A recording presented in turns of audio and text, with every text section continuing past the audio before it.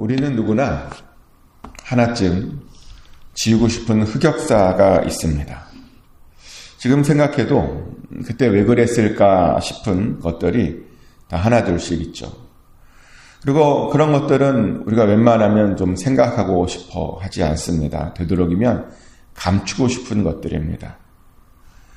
근데 다윗에게도 그런 것이 있었습니다. 하지만 다윗은 우리와 다르게 감출 수가 없었습니다. 왜냐하면 다윗과 함께 했던 선지자들이요, 그 다윗의 흑역사들을 잘 기록해 두었기 때문이죠. 근데 그 덕분에 우리는 다윗이 어떻게 그 범죄에 빠졌는지에 대해서 아주 자세히 알 수 있게 되었습니다. 그리고 그 일들을 통해 우리가 죄를 피할 수 있는 방법도 우리가 자세히 알 수 있게 되었습니다.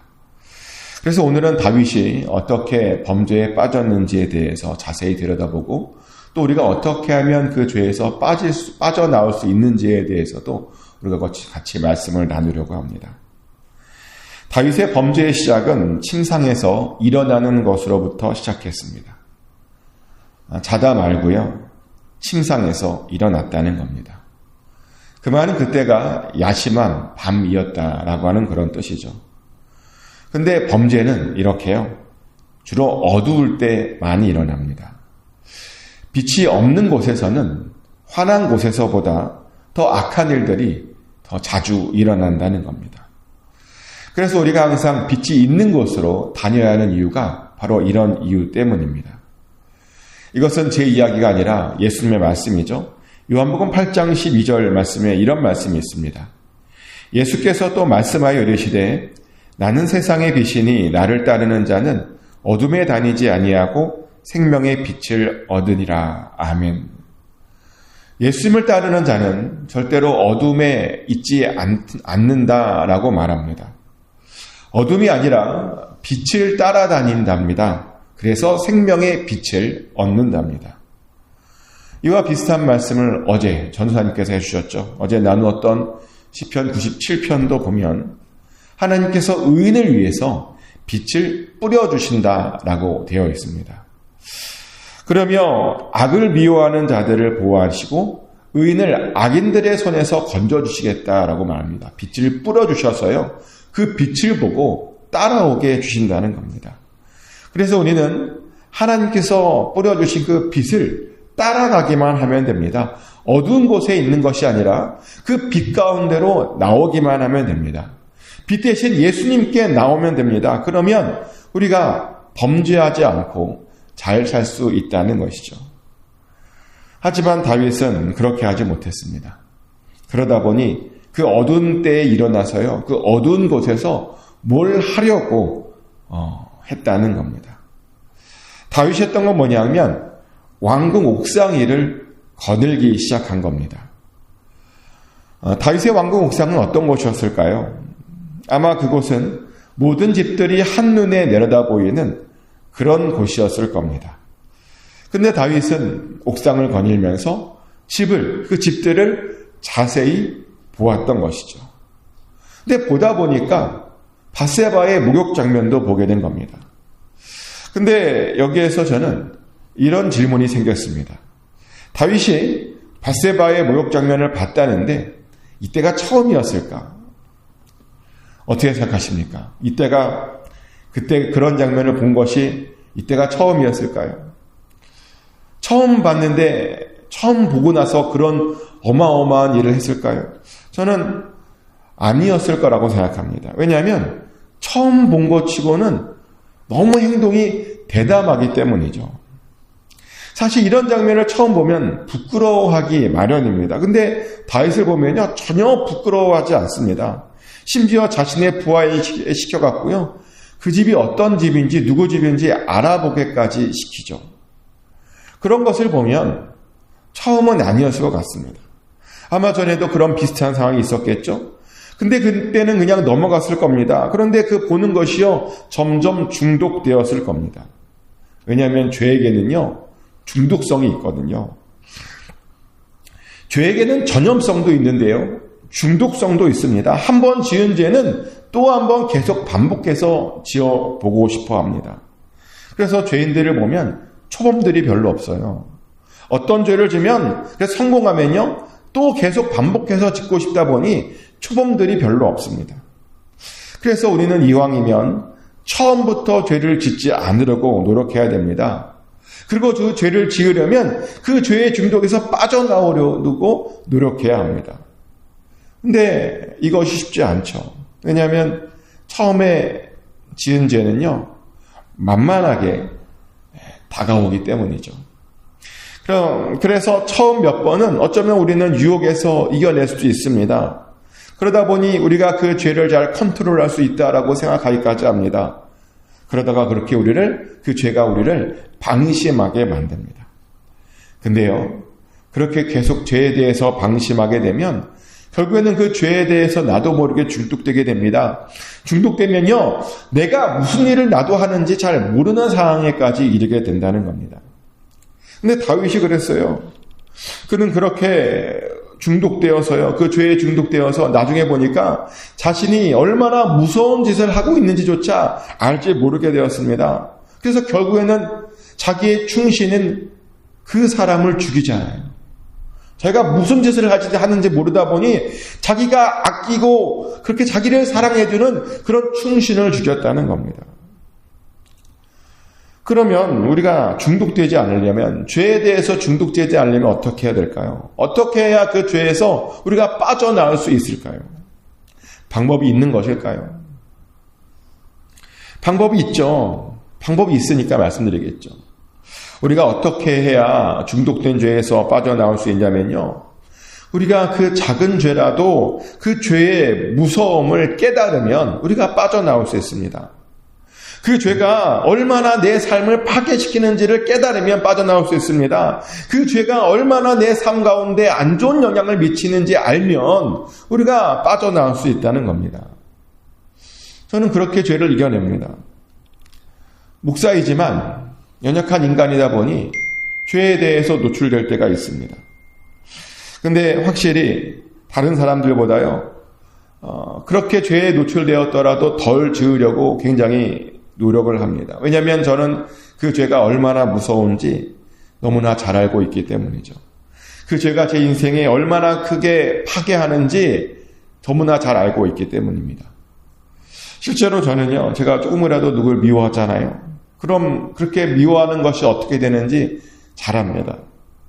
제가 다른 사람들을 미워하면 신기하게 또 다른 사람들이 저를 미워하더라고요.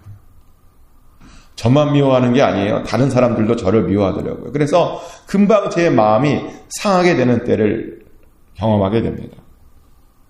또 제가 조금이라도 다른 사람들 흉보면 어떻게 되는지 아십니까?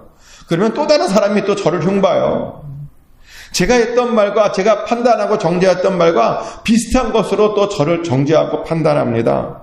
그래서 저는 어떻게든 다른 사람들 흉보지 않으려고 노력하는 편입니다. 또 제가 조금이라도 욕심을 부리면 어떻게 되는지 아십니까? 욕심을 부리잖아요. 그럼 신기하게 하나님께서 제가 그 욕심 부렸던 것을 하나님께서 가져가십니다.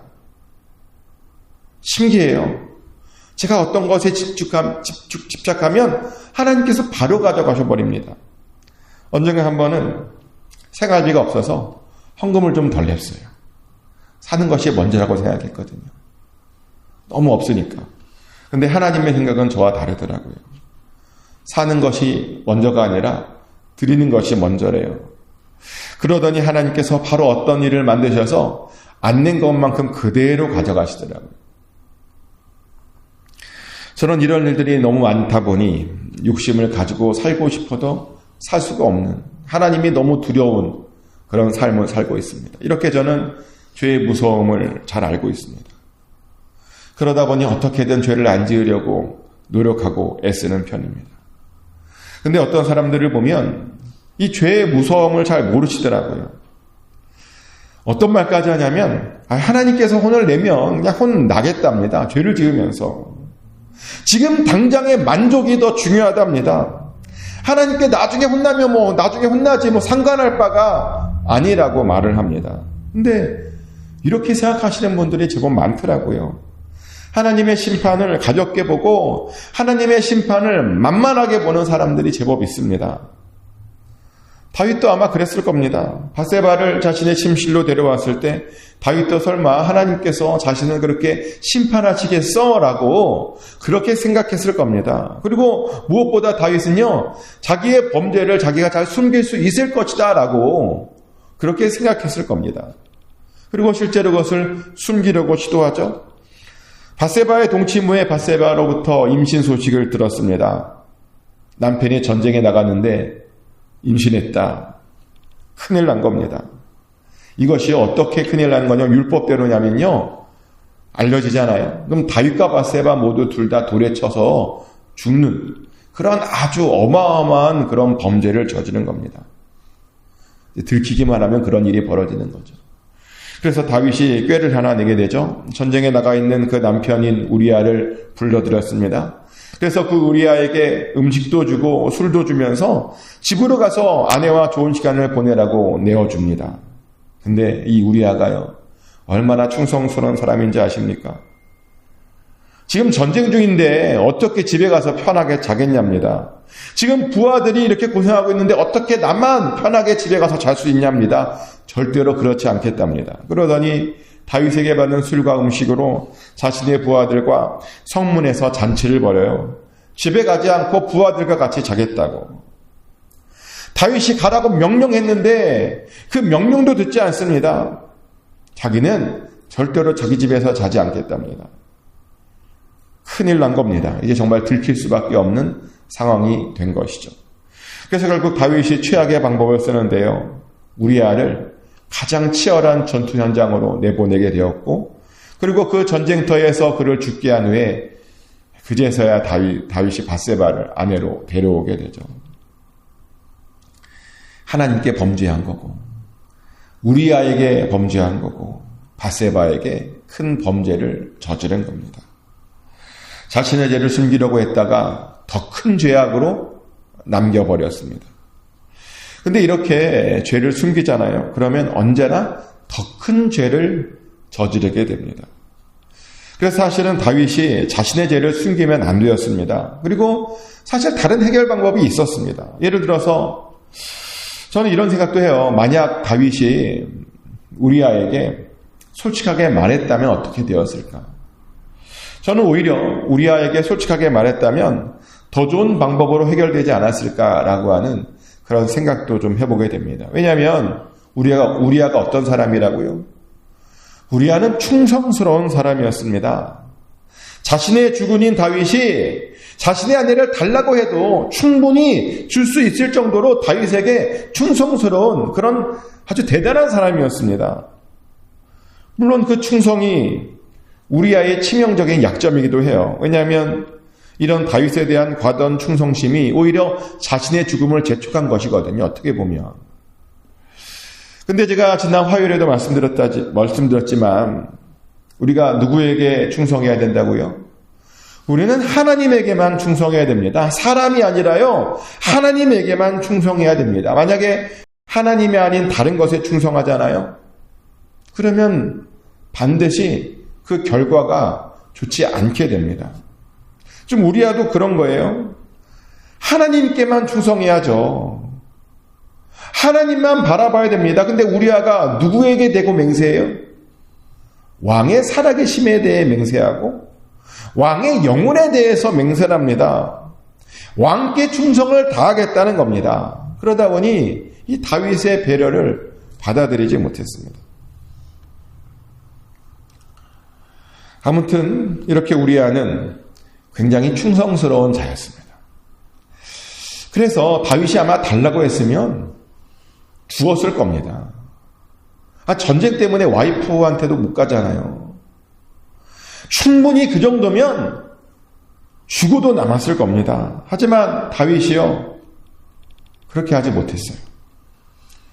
숨기기에 급급했습니다. 그러다 보니 정말 하지 말아야 할 짓을 하게 되었다는 겁니다. 그리고 그 일에 대한 하나님의 평가는 뭐냐면 최악이었습니다. 하나님께서 다윗의 그 행동을 보시고 뭐라고 말하냐?